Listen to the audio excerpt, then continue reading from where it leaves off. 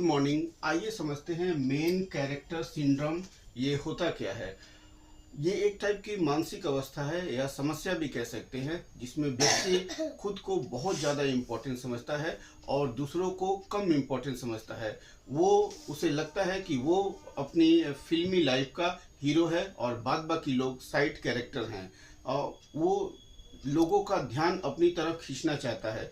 वो चाहता है कि सब लोग उसकी तरफ ध्यान दें, उसकी बातों को सुने, अगर वो कोई काम को बोले तो काम पूरा कर दे। लेकिन सच में ऐसा नहीं होता है, क्योंकि जिस तरह आप समझते हैं कि आप अपनी फिल्मी लाइफ के हीरो हैं, उसी तरह अन्य व्यक्ति भी अपनी फिल्मी जीवन का हीरो होता है।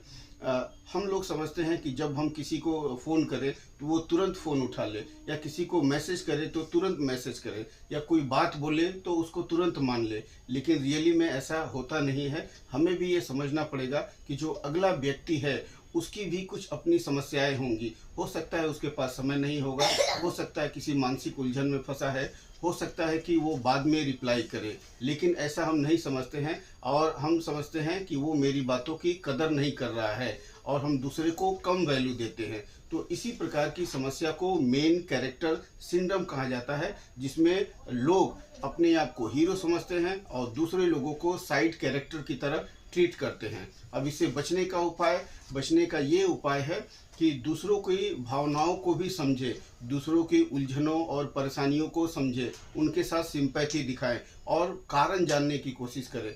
हो सकता है वो व्यक्ति किसी समस्या में फंसा हुआ हो, इसीलिए आपको रिप्लाई नहीं कर पा रहा हो। तो तरह तरह की बातें होती है, तो दूसरों को साइड कैरेक्टर ना समझ के उनको भी अपने ही जैसा समझना चाहिए। Thank you for watching my video. फिर मिलते हैं कल एक नए टॉपिक के साथ।